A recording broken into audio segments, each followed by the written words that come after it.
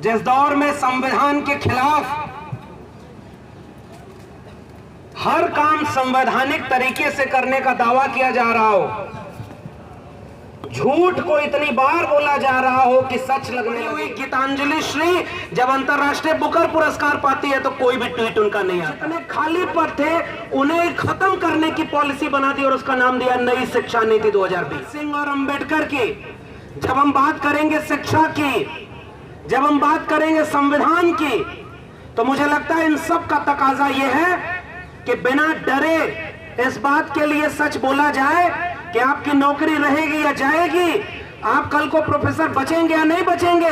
इससे ज्यादा बड़ी बात यह है कि कल को भारत का संविधान बचेगा या नहीं बचेगा। के मुख्यमंत्री ओम प्रकाश चौटाला ऐसे ही शिक्षा घोटाले में आज भी जेल में है और उत्तर प्रदेश का मुख्यमंत्री आज पूरे देश में वहां पर उत्तर प्रदेश में नारा लगा रहा है कि राम मंदिर बन रहा है तो काशी और मथुरा भी जाग रहे हैं। बच्चा कुम्हार बने, लोहार का बच्चा लोहार बने।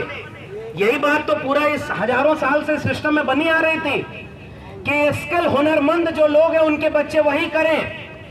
तो ये बताइए, तिहाड़ जेल और तड़ी पार रहने वाले का बच्चा बीसीसीआई का चेयरमैन कैसे बन गया भाई? जैसे हमको भोजन चाहिए, जीवन जीविका चाहिए, उसी दौर में सरकार नई शिक्षा नीति लेकर आती है और इस नई शिक्षा नीति का मकसद साफ साफ हो जाता है कि किस तरीके से गरीबों, मजदूरों, किसानों को, बेटा बेटी को शिक्षा से वंचित कर देना, ये सरकार की पहली नई एजुकेशन पॉलिसी में प्राथमिकता है। इसीलिए पूरे इस डॉक्यूमेंट को पढ़िए, इसके बाद को पढ़िए तो नई शिक्षा नीति में कहीं भी सोशल जस्टिस की बात नहीं हो रही है, कहीं भी आरक्षण की प्रावधान नहीं है। आप जरा सोचिए, हम लोग वीरकोश विद्यालय से आते हैं, लॉकडाउन के दौर में जो बहुत सारा जो ग्रामीण पृष्ठभूमि में वीरकोश विद्यालय है, वहाँ के जो छात्र हैं अपने माता पिता जो काम करने आते हैं और दिल्ली पंजाब से काम करके पैसा देते हैं तो पैसे हैं लोग। लेकिन जब लॉकडाउन हुआ उसके बाद से जो पूरा संकट आया तो आज के स्थिति यह हो गया कि बच्चे जो है आज स्कूल और कैंपस में उनका एडमिशन होना मुश्किल हो गया है। आप देखिए वहाँ पर क्या हो रहा है, लगातार सेमेस्टर सिस्टम हो गया। सेमेस्टर सिस्टम में अब पर सेमेस्टर आपको 2000, 3000 आपको एग्जामिनेशन शुल्क, एडमिशन शुल्क आपको देना पड़ रहा है। इस दौर में आप देखिए कि बहुत सारे छात्र हैं जो अब एमए नहीं कर पाएंगे, ये हालात हुआ है। पूरे आप देखिए कि पूरे बिहार में जो एकेडमिक सेशन है पूरे 4 साल 5 साल लेट चल रहा है, एक बड़ा संकट बना हुआ है। इसके खिलाफ ही पूरे देश भर में जिस तरीके से नई शिक्षा नीति के खिलाफ अभियान चल रहा है, बिहार में भी पूरे बिहार के जो जितना भी हमारा एलिट है, हम वहाँ पर नई शिक्षा नीति के खिलाफ एक मजबूत अभियान चलाएंगे, संचालित करेंगे। एक और बात हम कहेंगे कि जो पूसा में समस्तीपुर में केंद्रीय कृषि विश्वविद्यालय है, वो घटना हुआ है। आप उस घटना साफ साफ है कि वहाँ पर एक छात्र जो वहाँ रहता है और कुछ काम के लिए बाहर जाता है, उसका एक्सीडेंट होता है और उस एक्सीडेंट के बाद वहाँ पर जो विश्वविद्यालय प्रशासन की ओर से कोई व्यवस्था नहीं रहती है कि उसको सही समय पर इलाज हो सके और नहीं हो पाता है। जब मुजफ्फरपुर भेजा जाता है और जाते जाते दम तोड़ देता है, जब उसका गुस्सा छात्रों को होता है, विश्वविद्यालय प्रशासन से मांग करता है, ये विश्वविद्यालय प्रशासन की लापरवाही है जिसकी वजह से छात्रों का इसका मौत हुआ है। तो विश्वविद्यालय प्रशासन एक फरमान जारी करती है और कहती है कि यूनिवर्सिटी हॉस्टल बंद हो जाएगा। ये पूरे देश भर में, पूरे बिहार में पूरे एक तमाशाही चल रहा है। छात्रों के सवाल पर पूरे बातचीत ठीक से नहीं हो रहा है, पूरे व्यवस्था नहीं दी जा रही है। इसलिए मैं बस यही बात कहते हुए पूरे नई शिक्षा नीति के खिलाफ पूरे बिहार भर में एक मजबूती के साथ हम लोग इसको अभियान को चलाएंगे, संचालित करेंगे। इन्हीं बातों के साथ अपनी बात को समाप्त। नौजवान शिक्षक, आप सबको मेरा क्रांतिकारी इस्तकबाल। बहुत शॉर्ट में अपनी बात को रखूंगा।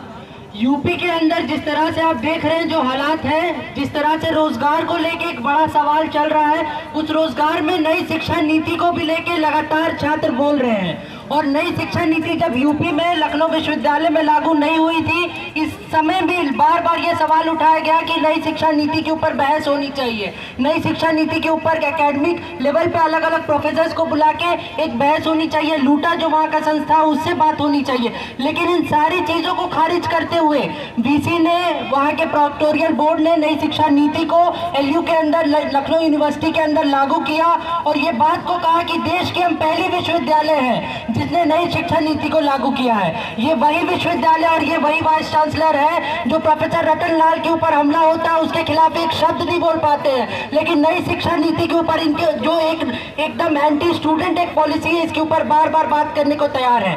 लगातार जब हम सर्वे करते हैं लखनऊ विश्वविद्यालय के अंदर, हम ये पाते हैं कि पीएचडी के स्टूडेंट्स कह रहे हैं कि हमको जो एक मिनिमम कॉस्ट मिलता था, जो नॉमिनल प्राइस मिलता था हमारे रिसर्च के लिए, उसमें कटौती की गई है। जब हम अलग अलग प्रोफेसर से बात करते तो वो प्रोफेसर हमको ये बात कह रहे हैं कि जो पूरा एकेडमिक करिकुलर बनाया गया है, पूरा एकेडमिक सिलेबस बनाया गया है, उसके अंदर बड़ी मात्रा में तब्दीली की गई है। छात्रों की तरफ से एक बात आ रही है कि जो एक्स्ट्रा को करिकुलर एक्टिविटी जिसका बखान हर यूनिवर्सिटी में किया जा रहा है कि ये नई शिक्षा नीति का एक बहुत बड़ा एक फायदा की तरह जो बार बार गिनाया जा रहा है, ये एक्स्ट्रा करिकुलर एक्टिविटी के तहत हम देख रहे हैं कि लखनऊ विश्वविद्यालय में कहीं कोई इंफ्रास्ट्रक्चर नहीं है, कहीं कोई टीचर मौजूद नहीं है जो इस चीज़ के ऊपर बात करे, जो एक्स्ट्रा को करिकुलर एक्टिविटी को किस तरह से स्टूडेंट तक पहुंचे ये चीज़ उनके सामने लेके आए। लगातार हम यूनिवर्सिटी के अंदर नई शिक्षा नीति का विरोध करते हैं तो हम देखते हैं कि हमारे ऊपर एफआईआर किया जाता है,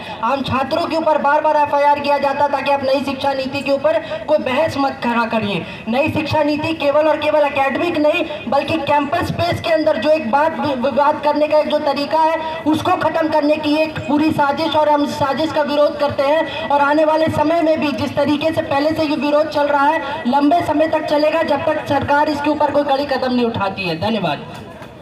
बहुत स्टूडेंट और असम के हमारे आयशा के साथी सुब्रत को बुलाना चाहेंगे, वो अपनी बात रखें। फिर उसके बाद पंजाब के साथी है सुखजीत, वो अपनी बात रखें। साथियों, असम का जो सरकारी एजुकेशन सिस्टम है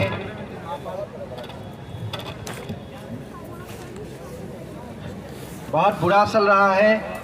अभी हमारा असम में जो डायनेमिक चीफ मिनिस्टर है वो लगातार पिछले एक दशक तक ये शिक्षा मंत्री था, लेकिन लास्ट ईयर में असम में लगभग 4000 वेंचर स्कूल उसने बंद कर दिया। और कुछ दिन पहले एक रिपोर्ट आया था कि असम में अभी 325 प्राइमरी स्कूल बिना टीचर चल रहा है और 3716 प्राइमरी स्कूल अभी एक टीचर से चल रहा है। आपको ये जानने में बहुत आश्चर्यजनक होगा कि असम में अभी जो प्राइमरी स्कूल है वहाँ से 36,000 प्राइमरी स्कूल से 27,000 प्राइमरी स्कूल में कोई विद्युत कनेक्शन नहीं है और 5,731 अपर प्राइमरी स्कूल का 2,462 में कोई लाइट कनेक्शन नहीं है। और जो अभी ये एनईपी लागू करने का बात है, असम शायद सेकेंड स्टेट होगा कर्नाटक के पास जहाँ पे अभी एनईपी लागू हो गया है। हम लोग ये एनईपी के खिलाफ असम के डिफरेंट डिस्ट्रिक्ट में डिफरेंट यूनिवर्सिटी कॉलेज में हम लोग ये कैंपेन चालू कर रहा है अभी। और आज यहाँ पे जो ये एनईपी के खिलाफ जो एक पार्लियामेंट हुआ, ये हम लोगों का जो स्ट्रगल है एजुकेशन बचाने के लिए। और क्या है ना, असम में सरकारी नौकरी भी बहुत गंभीर रूप से डिक्रीज हो जा रहा है। अभी असम में स्टेट गवर्नमेंट के अंडर ओनली 2,78,000 ही पोस्ट है जहाँ पे सरकारी गवर्नमेंट एम्प्लॉयज़ है। और एनईपी के खिलाफ ये और कम हो जाएगा और पब्लिक एजुकेशन सिस्टम का और बुरा हाल हो जाएगा। इसलिए हम लोग संघर्ष कर रहे हैं और अगले समय में ये संघर्ष और लगातार जारी रखेंगे, यही हम लोगों का वादा है। Thank you. So as DAS विद्यार्थी संसद के विच ਸਿੱਧੂ ਮੂਸੇਵਾਲਾ ਦਾ ਕਤਲ ਹੋਇਆ ਸੀ, ਮਰਡਰ ਹੋਇਆ ਸੀ, ਤੇ ਅੱਜ ਦੀ ਜਿਹੜੀ ਤਾਜ਼ਾ ਘਟਨਾ ਮੈਂ ਇੱਥੇ ਬੈਠੀ ਫੇਸਬੁੱਕ ਦੇ ਉੱਪਰ ਦੇਖ ਰਿਹਾ ਸੀਗਾ ਵੀ ਜਲੰਧਰ ਦੇ ਵਿੱਚ ਇੱਕ ਥਾਣੇਦਾਰ ਦਾ ਗੋਲੀਆਂ ਮਾਰ ਕੇ ਕਤਲ ਹੁੰਦਾਗਾ ਤੇ ਪਟਿਆਲੇ ਦੇ ਵਿੱਚ 2 ਮਾਵਾਂ ਧੀਆਂ ਦਾ ਮਤਲਬ ਕਿ ਉਹਨਾਂ ਨੂੰ ਵੱਢਿਆ ਜਾਂਦਾਗਾ। ਸੋ ਨਵੀਂ ਸਿੱਖਿਆ ਨੀਤੀ 2020 ਦੇ ਨਾਲ ਪੰਜਾਬ ਦੇ ਵਿੱਚ ਜੋ ਮਾਹੌਲ ਜਾਂ ਵਿਦਿਆਰਥੀ ਵੱਡੀ ਪੱਧਰ ਤੇ ਸਿੱਖਿਆ ਤੋਂ ਵਾਂਝੇ ਹੋ ਰਹੇ ਨੇਗੇ। ਮੈਂ ਜਿਸ ਕਾਲਜ ਦੇ ਵਿੱਚ ਪੜ੍ਹਦਾਗਾ ਉਹ ਕਾਲਜ ਪੰਜਾਬੀ ਯੂਨੀਵਰਸਿਟੀ ਪਟਿਆਲਾ ਦੇ ਅੰਡਰ ਆਉਂਦਾਗਾ। ਪੰਜਾਬੀ ਯੂਨੀਵਰਸਿਟੀ ਪਟਿਆਲਾ ਦੇ ਵਿੱਚ ਭਗਵੰਤ ਮਾਨ ਜੀ ਮੁੱਖ ਮੰਤਰੀ ਪੰਜਾਬ ਦੇ ਪਿਛਲੇ ਦਿਨਾਂ ਦੇ ਵਿੱਚ ਗ੍ਰਾਂਟ ਦੇਣ ਦੇ ਲਈ ਗਏ ਸੀਗੇ ਤੇ ਉੱਥੇ ਕਹਿ ਕੇ ਗਏ ਸੀ ਵੀ ਅਸੀਂ ਯੂਨੀਵਰਸਿਟੀ ਨੂੰ ਉੱਪਰ ਚੱਕਣ ਦੇ ਲਈ ਹਰ ਪੱਖੋਂ ਮਦਦ ਕਰਾਂਗੇ। ਪਰ ਅਗਲੇ ਦਿਨ ਯੂਨੀਵਰਸਿਟੀ ਵੱਲੋਂ ਫਰਮਾਨ ਆ ਜਾਂਦਾਗਾ ਵੀ ਵਿਦਿਆਰਥੀ ਦੀਆਂ ਫੀਸਾਂ ਦੇ ਵਿੱਚ ਫੰਡਾਂ ਦੇ ਵਿੱਚ ਲਗਾਤਾਰ ਵਾਧਾ ਕੀਤਾ ਜਾਂਦਾ ਜਾ ਰਿਹਾ ਹੈਗਾ। ਬੀਜੇਪੀ ਦੀ ਭਾਈਵਾਲ ਸਰਕਾਰ ਵੱਲੋਂ ਪੰਜਾਬ ਦੇ ਵਿੱਚ ਸਰਕਾਰੀ ਸਕੂਲਾਂ ਨੂੰ ਵੇਚਣ ਦੀ ਨੀਤੀ ਲਿਆਂਦੀ ਜਾ ਰਹੀ ਸੀ। NEP 2020 ਦੇ ਰਾਹੀਂ ਪੰਜਾਬ ਦੇ ਅੰਦਰ ਸਰਕਾਰੀ ਸਕੂਲ ਨੇ ਜਿਹੜੇ ਉਹ ਵਿਕ ਰਹੇ ਨੇਗੇ, ਸਰਕਾਰੀ ਕਾਲਜ ਉਹ ਵਿਕ ਰਹੇ ਨੇ ਤੇ ਬੰਦ ਹੋ ਰਹੇ ਨੇਗੇ ਤੇ ਜਿਹੜਾ ਦਲਿਤ ਵਰਗ ਦਾ ਸਟੂਡੈਂਟ ਆ ਉਹ ਸਿੱਖਿਆ ਦੇ ਵਿੱਚੋਂ ਖੇਤਰ ਦੇ ਵਿੱਚੋਂ ਵਾਂਝਾ ਹੋ ਰਿਹਾ ਹੈਗਾ, ਬਾਹਰ ਹੋ ਰਿਹਾ ਹੈਗਾ। ਸਰਕਾਰ ਕਹਿ ਰਹੀ ਹੈ ਵੀ ਤੁਸੀਂ ਹਿੰਦੂਤਵ ਦਾ ਇੱਕ ਰਾਸ਼ਟਰ ਦਾ ਏਜੰਡਾ ਲਵੋ, ਪਰ ਸਾਡੀ ਇਹ ਮੰਗ ਹੈ ਅਸੀਂ ਕਹਿਣਾ ਚਾਹੁੰਦੇ ਵੀ ਸਾਨੂੰ ਸਿੱਖਿਆ ਦਿੱਤੀ ਜਾਵੇ। ਸਰਕਾਰ ਕਹਿ ਰਹੀ ਹੈ ਵੀ ਤੁਸੀਂ ਧਰਮ ਦੇ ਨਾਤੇ ਦੰਗੇ ਲਵੋ, ਪਰ ਅਸੀਂ ਕਹਿਣਾ ਚਾਹੁੰਦੇ ਵੀ ਸਾਨੂੰ ਰੁਜ਼ਗਾਰ ਦਿੱਤਾ ਜਾਵੇ। ਸੋ ਮੈਂ ਜ਼ਿਆਦਾ ਗੱਲਾਂ ਬਾਤਾਂ ਨਹੀਂ ਕਰੂੰਗਾ, ਇੰਨੀ ਗੱਲਬਾਤ ਕਰਦਾ ਆਪਣੀ ਗੱਲ ਨੂੰ ਸਮਾਪਤ ਕਰੂੰਗਾ। शुक्रिया साथी। हो जाना कर लेना।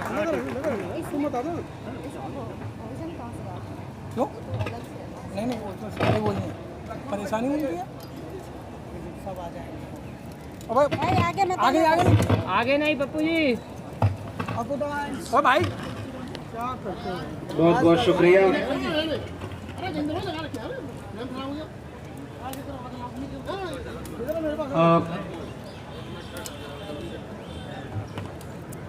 पहले दे दो उधर भाई फिट रहे ऑन कर देना, क्या छोड़ दो, बैठ दो। जिस दौर में देश की संसद में बैठकर झूठ बोला जा रहा हो, आम आवाम के खिलाफ नीतियां बनाई जा रही हों, हेलो भाई साहब, हेलो। उस दौर में जागरूक नागरिकों की जिम्मेदारी है कि वो समानांतर संसद लगाएं। इसलिए इस छात्र संसद में आए हुए सभी क्रांतिकारी साथियों को मेरा जय भीम, जय मंडल, इनकलाब जिंदाबाद है। झूठ के दौर में, त्रिशूल और तलवार के दौर में हम कलम और किताब बचाने की लड़ाई के लिए यहां इकट्ठे हुए हैं। जिस दौर में संविधान के खिलाफ हर काम संवैधानिक तरीके से करने का दावा किया जा रहा हो, झूठ को इतनी बार बोला जा रहा हो कि सच लगने लगे, उस दौर में जरूरत इस बात की है कि वक्त के सच को इतनी बुलंदी से बोला जाए कि या तो वो सच इस देश के आम आवाम को समझ में आ जाए या हुक्मरानों को समझ में आए कि वो जेल भेजना शुरू करें। इसलिए जेल भेजना हमारे लिए तमगा है। प्रोफेसर रतन लाल बैठे हुए हैं, जेल से लौट कर आए हैं, और जो यहां नहीं लौट के आ पाए, मैं वैसे प्रोफेसर हनी बाबू और प्रोफेसर आनंद तेलतुंबड़े को याद करते हुए अपनी बात शुरू कर रहा हूं। उमर खालिद और कोर्ट ये कहता है आज भी कि उमर के भाषण में कोई भी ऐसी बात नहीं है जिसे आतंकवादी बात कही जा सके, फिर भी वो जेल में होंगे। प्रोफेसर हनी बाबू ने तो कोई पोस्ट भी नहीं लिखी थी। प्रोफेसर रतन लाल ने कोट किया अपनी बात, लेकिन प्रोफेसर रविकांत ने लखनऊ विश्वविद्यालय में तो किताब को कोट किया था। उनके ऊपर कैंपस में घुस करके गोली मारो, जूता मारो का नारा लगाया गया। जिन लोगों ने प्रोफेसर पर हमला किया वो बाइज्जत बरी हैं और प्रोफेसर सच बोलने के जुर्म में FIR झेल रहे हैं। हम उस दौर में खड़े। कैंपसों पर हमला हो रहा है, जेएनयू को इतना बदनाम किया गया और प्रधानमंत्री तारीफ कर रहे हैं, ट्वीट कर रहे हैं कि जो फेल हो गए यूपीएससी में उनके साथ हमारी सिंपैथी है, जो पास हो गए उनको बधाई दे रहा हूं। और उसी जेएनयू से पढ़ी हुई गीतांजलि श्री जब अंतर्राष्ट्रीय बुकर पुरस्कार पाती है तो कोई भी ट्वीट उनका नहीं आता है। और उससे भी ज्यादा विरोधाभास है इस बात का कि यूपीएससी क्रैक करने वालों को बधाई देने वाला प्रधानमंत्री लेटरल एंट्री ला करके बिना परीक्षा दिए कुछ लोगों को ज्वाइंट सेक्रेटरी बना रहा है। ऐसे विरोधाभास के दौर में हम खड़े हैं। इसलिए सबसे पहले मैं एनईपी पर बहुत सारी बातें हुई, आंकड़ों के साथ बोलने पर भी अगर जेल हो रही है तो फिर बचेगा क्या, किस तर्क से बोला जाएगा। फिर भी मैं आंकड़ों की बात करूंगा। मैंने अपने नाम से आरटीआई लगाई, 1 जनवरी 2020 तक के आंकड़े निकाले। देश भर के 45 केंद्रीय विश्वविद्यालयों में कितने प्रोफेसर्स हैं, असिस्टेंट, एसोसिएट और प्रोफेसर की रैंक पर कितने सैंक्शन पोस्ट है, कितनी वैकेंट है। तो मेरे सामने जो आंकड़े आए मैंने उसका कंक्लूजन निकाला। तो इस देश में 1 जनवरी 2020 तक लगभग 83% प्रोफेसर, 82.82 शेड्यूल कास्ट के प्रोफेसर की पोस्ट वैकेंट है यानी खाली है। 93.98% शेड्यूल ट्राइब की पोस्ट प्रोफेसर की खाली है। 96.65% प्रोफेसर की पोस्ट ओबीसी की खाली है। 85.71% पोस्ट पीडब्ल्यूडी यानी विशेष रूप से सक्षम लोगों की पोस्ट खाली है। एसोसिएट प्रोफेसर में जाएंगे तो लगभग 90 से 95% ये रिजर्व कैटेगरी की सीटें खाली है। असिस्टेंट प्रोफेसर में थोड़ी बहुत भर्तियां हो पाई। ये आरटीआई हमने लगाई और हम कहा ये मांग करने वाले थे कि जितने खाली पद हैं कम से कम उनको तो भरो जो सैंक्शन पोस्ट होती है और हर बार के बजट में उनका बजट एलोकेशन होता है। वो लोग भले उनकी डिग्रियां फेक हो लेकिन वो साजिश करने में माहिर हैं, इसलिए जितने खाली पद थे उन्हें खत्म करने की पॉलिसी बना दी और उसका नाम दिया नई शिक्षा नीति 2020। न रहेगा बांस न बजेगी बांसुरी, न बचेंगे ये खाली पद और न आप इन पर नियुक्ति की बात करेंगे। और ये बात मैं बोल रहा हूं, मतलब जो आज भी दिल्ली विश्वविद्यालय में ठेके पर प्रोफेसर हूं, एडहॉक टीचर।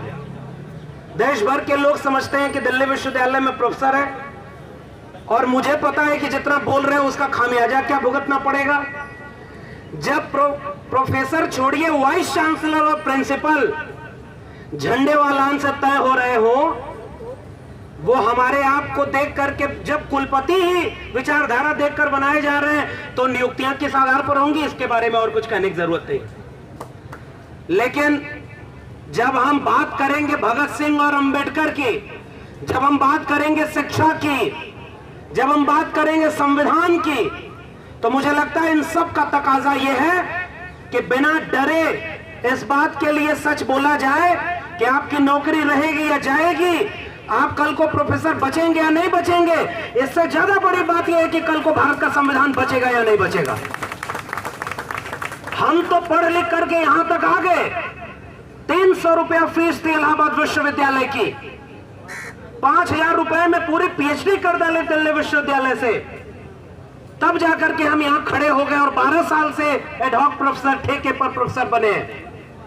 मैं जानता हूं कि अगर हम आज ये नहीं बोले तो कल को न तो ये 300 रुपए फीस किसी विश्वविद्यालय की होगी और न हमारे जैसा कोई व्यक्ति गांव के खेत खलिहान से निकलकर मजदूरी और किसानी करने के बाद आकर के किसी विश्वविद्यालय में न तो रिसर्च कर सकता है न प्रोफेसर बन सकता है। इसका दस्तावेज का नाम है नई शिक्षा नीति। इसलिए हमें बोलना पड़ेगा, इस शिक्षा नीति ने क्या तय किया है। न्यू एजुकेशन पॉलिसी नहीं है ये, no education for people, no education for poor, ये इसका नाम है। इसलिए मैं इसको नई शिक्षा नीति नहीं कह रहा हूं। किस बात की शिक्षा? शिक्षा का मतलब क्या? ढेर सारी बातें पूर्व के वक्ताओं ने बहुत सारी कही है। इन्होंने कहा कि हम बोर्ड एग्जाम के दबाव को कम करेंगे, हम ग्रेडेड सिस्टम लाएंगे और स्कूल का जो पूरा पैटर्न था सेकेंडरी, मिडिल, प्रिपरेटरी और फाउंडेशन के नाम पर बदलेंगे। आंगनबाड़ी के लोगों और प्राइमरी स्कूल के शिक्षकों के दबाव को कम करेंगे। मैं जिस उत्तर प्रदेश से आता हूं, वहां उत्तर प्रदेश में आजकल बहुत खुदाई हो रही है। उसी खुदाई से निकली गई चीज को पढ़ने के लिए प्रोफेसर रतनलाल जेल में गए और कोर्ट ने यह कहा कि अरे भाई तय ही नहीं है कि वो है क्या और तुम इसके नाम पर जेल में भेज रहे हो। उस प्रदेश में शिक्षा के हाल ये है कि एक नई पॉलिसी बनाई गई है। एक तो प्राइमरी स्कूल के मास्टर को समय पर सैलरी नहीं दी जाएगी और उत्तर प्रदेश में प्राइमरी स्कूल का मास्टर पढ़ाए न, इस बात को सुनिश्चित करने के लिए इतना काम उसके ऊपर दे दिया गया है। कोई गणना करानी है तो कराओ, वैक्सीन लगानी है तो लगाओ, कोई काम सरकारी आदेश आया गांव-गांव जाओ, पढ़ाने के इतर सारे काम करेंगे। और उनका एक फरमान बेहद खतरनाक है कि जिस स्कूल में विद्यार्थी कम हो गए वहां से टीचर सरप्लस हो गए, ज्यादा हो गए, तो दूसरे विद्यालय में उसी स्कूल के टीचर को भेज दिया जाएगा। यानी नई शिक्षकों की भर्ती नहीं होगी। फिर भी भर्ती हुई पिछले कार्यकाल में 69,000 शिक्षकों की भर्ती। राष्ट्रीय पिछड़ा वर्ग आयोग ने कहा कि उसमें आरक्षण को खत्म करके भर्ती की गई है। 27% आरक्षण की बजाय 3.81% आरक्षण ओबीसी को मिला। बहुत दिन तक सरकार उसको टालती रही। बाद में जब मान लिया कि हाँ गलती हुई हमसे, फिर भी उनके ऊपर कोई मुकदमा नहीं है। और हरियाणा के मुख्यमंत्री ओम प्रकाश चौटाला ऐसे ही शिक्षा घोटाले में आज भी जेल में है और उत्तर प्रदेश का मुख्यमंत्री आज पूरे देश में वहां पर उत्तर प्रदेश में नारा लगा रहा है कि राम मंदिर बन रहा है तो काशी और मथुरा भी जाग रहे हैं। वो उकसा रहा है कि मंदिर और मस्जिद की सियासत चलती रहे। इसलिए मैं ऐसी शिक्षा नीति की आलोचना कर रहा हूं। त्रिभाषा फार्मूला की बात की गई। अरे त्रिभाषा फार्मूला कहां से लागू होगा जब उनके भाषा सीखने की जो पूरी क्राइटेरिया उसको कम कर दिया, कोडिंग सिस्टम किया, cross curricular activity, multi stream पढ़ाई होगी। यानी एक स्ट्रीम नहीं पढ़ने की जरूरत है, आपको कई तरह की कलाकारियां सिखाई जाएंगी। मुझे याद आता है जब पूरी दुनिया कोविड से लड़ रही थी, हमारे देश में 3 कानून लाए गए थे। 3 कृषक सुधार कानून, 3 श्रमिक सुधार कानून और नई शिक्षा नीति। श्रमिकों के ट्रेड यूनियन बर्बाद कर दिए गए, इसलिए वो भी कानून पास हो गया। नई शिक्षा नीति में शिक्षक संगठन और तमाम छात्रों को कमजोर कर दिया गया, इसलिए लड़ाई भी कमजोर है। लेकिन किसान समझ गए कि वो तीनों कानून उनके सुधार के नहीं है, वो उनके फसलों और नस्लों को बेचने वाले कानून है। इसलिए उन्होंने सड़क पर हंगामा किया और तीनों कानून वापस हुए। मुझे लगता है कि नई शिक्षा नीति इसलिए वापस हो जानी चाहिए क्योंकि वो आपके फसलों नस्लों के साथ आपके बच्चों के भविष्य को खत्म करने वाली है। मैं एक आंकड़ा पेश करके, चूंकि वक्त नहीं है, मैं अपनी बात खत्म करूंगा।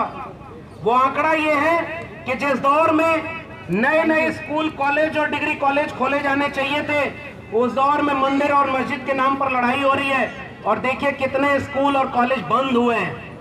शिक्षा का बजट कम कर दिया गया। जैसे बच्चा पढ़ने जाए, हम लोग इलाहाबाद दिल्ली पढ़ते थे तो घर वालों से कहते थे इतना खर्चा दे दीजिए, खर्चा बढ़ गया है, तो घर वाले उतना खर्चा थोड़ा कम करके देते थे। लेकिन हमारे देश में एक ऐसा प्रधानमंत्री बैठा हुआ है जो कह रहा है कि मल्टीपल डिसिप्लिनरी कोर्स चलाएंगे, मल्टीपल चॉइस का सिस्टम देंगे, आप विदेश तक पढ़ने जाएंगे, आपको चॉइस बेस्ड क्रेडिट सिस्टम है। और पैसा तो कहे पैसा कुछ नहीं है, जितना पैसा उससे भी कम कर देंगे। ये छाएं आसमान पर छुएंगी और उन्हें पूरा करने का कोई इंतजाम नहीं होगा। बजट एलोकेशन नहीं किया गया, बजट कम कर दिया गया है इसलिए ताकि स्कूल और कॉलेज नहीं खोले जाएं। और वो जो पूरा बोर्ड ऑफ गवर्नर्स का मामला है, एजुकेशन के लिए लोन का सिस्टम है कि लोन लीजिए और पढ़ाई करिए।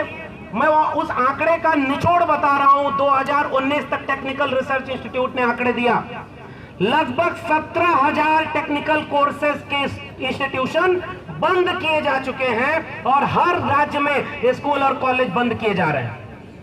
अब ये बंद हो जाएगा। और प्रधानमंत्री ने ये बात भी बोली थी, आखिरी बात बोल के अपनी बात खत्म करूंगा।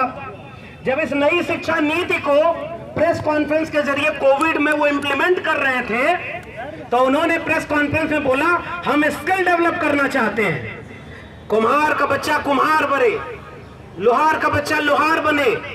यही बात तो पूरा इस हजारों साल से सिस्टम में बनी आ रही थी कि स्किल हुनरमंद जो लोग हैं उनके बच्चे वही करें। तो ये बताइए, तिहाड़ जेल और तड़ी पार रहने वाले का बच्चा बीसीसीआई का चेयरमैन कैसे बन गया भाई? ये भी बात तो हमसे पूछनी होगी। आप अपने बच्चे को बीसीसीआई का चेयरमैन बनाओगे, मध्य प्रदेश का मुख्यमंत्री अपने बच्चे को विदेश की डिग्री दिलवा करके खुलेआम ट्वीट करेगा। पिछला जो शिक्षा मंत्री था वो प्रेस कॉन्फ्रेंस करके कहेगा कि आप वेदों में खोजो विज्ञान कहां है, आपको नए विज्ञान की जरूरत नहीं है। तो गाय गोबर गौमूत्र में विज्ञान इसीलिए खोजवाया जा रहा है ताकि आपके बच्चे जो पढ़ करके उनसे सवाल कर रहे हैं वो न करें, और पीढ़ी दर पीढ़ी कुम्हार लोहार बढ़ई नाई मोची मल्ला निषाद इन जातियों के लोग जो पुश्तैनी पेशे में थे वो वापस उसी पुश्तैनी पेशे में चले जाएं, वो डॉक्टर इंजीनियर वकील प्रोफेसर जज न बन पाए। इस दस्तावेज का नाम है नई शिक्षा नीति। इसलिए हम पुरजोर विरोध करते हैं इस शिक्षा नीति का। हम मानते हैं कि त्रिशूल और तलवार बांटा जा रहा है, उन्हें पैसा दिया जा रहा है कि जाओ मस्जिद के नीचे कहो मंदिर है, जाओ कहो कि ये देवालय बनेगा। यानी हम तो कह रहे हैं इस देश में वैसे भी देवालय की कमी नहीं थी, इस देश में कमी थी स्कूल कॉलेज और विश्वविद्यालय की। हर विश्वविद्यालय को बंद करके देवालय बनाने वाले लोग इस नई शिक्षा नीति को लागू कर रहे हैं। हम जानते हैं कि यह बात लोगों को समझाना कठिन है क्योंकि लोग समझ नहीं पाएंगे, क्योंकि इसका असर 20 साल 30 साल बाद दिखेगा। जब तक आप इसे समझेंगे तब तक आपको बचाने के लिए कुछ बचेगा नहीं। इसलिए मैं इस मंच के आयोजकों को और ऐसे देश भर के तमाम लोगों को सलाम करता हूं जो आज भी 20 साल बाद उनके बच्चों का भविष्य जो लुट रहा है, बेचा जा रहा है, उसको पहचान करके इस नई शिक्षा नीति का विरोध कर रहे हैं। हम भारत को, संविधान को बचाने वाले लोग, हम इस देश में बाबा साहब और भगत सिंह के सपनों का भारत जो शिक्षा की बात करता था, ज्योतिबा फूले के सपनों का भारत, सावित्रीबाई फूले के सपनों का भारत जिसमें सबको पढ़ने का हक था, उन पढ़ने वाले लोगों की बात को याद करके कह रहे हैं अगर कलम और किताब हार गई तो आने वाली पीढ़ियां हमें माफ नहीं करेंगी, क्योंकि हमें मौका मिल गया था कलम और किताब पढ़ने का, हम उनके लिए मौका नहीं बचा पाए। इसलिए इस नीति का विरोध करना बहुत जरूरी है। जय भीम, जय मंडल, संविधान जिंदाबाद, उल गुलाम जिंदाबाद, इनकलाब जिंदाबाद।